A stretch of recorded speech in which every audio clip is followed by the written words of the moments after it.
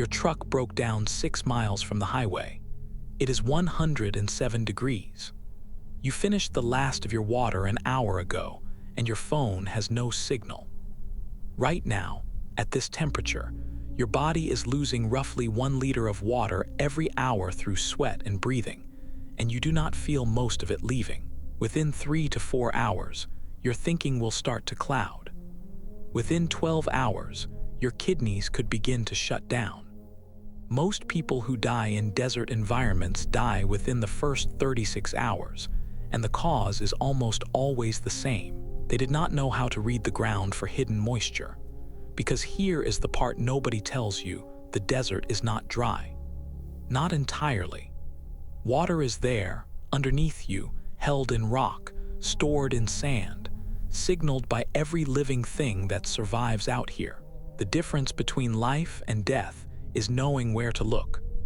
Let us start with something fundamental. The human body is roughly 60% water by weight. Dehydration effects begin at just 1% body water loss. At 5%, you experience dizziness, fatigue, and confusion. At 10%, you are in a medical emergency. At 15 to 25%, it is fatal. In a place like Arizona's Sonoran Desert, where ground temperatures can reach 160 degrees, a stranded person without water may only survive about 2 days. That is not a generous timeline. The ability to locate moisture is not a hobby skill. It is a matter of survival. The single most reliable place to find subsurface water in a desert is a dry riverbed. These are called washes in the American Southwest, wadis in North Africa and the Middle East, and arroyos in the Spanish-speaking world. They look bone dry on the surface, cracked earth, pale sand, nothing flowing. But underneath, often just 1 to 3 feet down, moisture lingers. Water always seeks the lowest point, and it gets trapped in the sediment layers of these old flood channels long after the surface has dried. The key to success is knowing exactly where in that riverbed to dig. Focus on the outer bends, the outside curves of the channel, because that is where water pools and is the last place to evaporate. Depressions and low points in the channel bed are also prime targets. Dig with your hands, a stick, a flat rock, whatever you have. When the sand starts to feel cool and then damp, stop and let the hole sit. Water will slowly seep in from the surrounding soil. Experienced desert travelers from the Bedouin people of North Africa have used this technique for generations, watching for wet sand layers and adjusting their digging position accordingly. Now, how do you find those riverbeds if you cannot see them from where you are standing? The answer is vegetation. Certain trees are living signposts that point to water. Cottonwood trees, with their broad, heart-shaped leaves, grow almost exclusively where their roots can reach groundwater.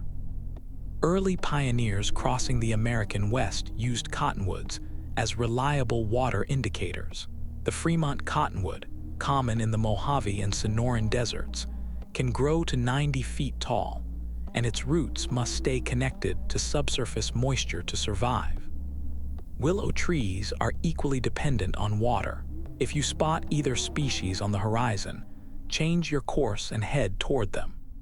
Mesquite trees are another signal. Their taproots have been documented reaching over 150 feet below the surface to tap into deep aquifers. Where mesquite grows, water exists somewhere beneath it, though it may be too deep to dig by hand. Still, a cluster of mesquite often indicates a shallower water table than the barren ground around it. Beyond vegetation, look for tenajas, a Spanish word meaning earthen jars. These are natural depressions carved into sandstone or bedrock that catch and hold rainwater. According to the National Park Service, tenajas are the most numerous and widespread sources of surface water away from major bodies of water in places like Glen Canyon. Some larger tenajas hold water year-round. Search for them in shaded areas at the base of cliffs, in narrow ravines, and in north-facing canyons where sunlight does not bake the rock dry. If you see a shiny glint on a distant rock, that may be standing water. Insects and birds are another layer of intelligence that the desert provides. Honeybees need water daily, and they forage within a roughly 3-kilometer radius of their hive. If you see bees flying in a steady, direct line, they are heading toward or returning from water. Follow that line. Songbirds, doves, and finches are also water-dependent and tend to gather near sources at dawn and dusk.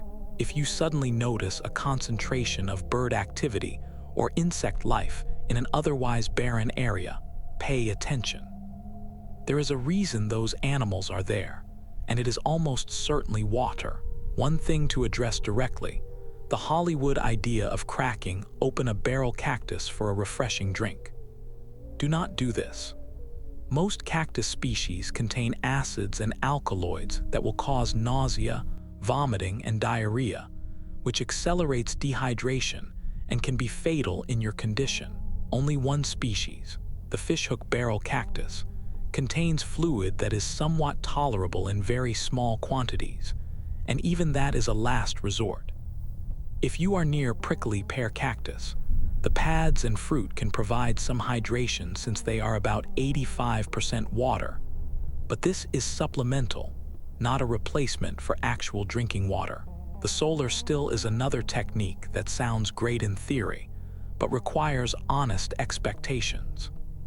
Digging a pit, lining it with plastic, and collecting condensation typically yields only about 1/4 to 1 liter per day. Not nearly enough to sustain you in extreme heat. The physical exertion of building one may cost you more water in sweat than it produces. If you carry a clear plastic sheet and can set one up in damp soil near a wash with minimal effort, it can supplement your supply, but it is not a primary strategy.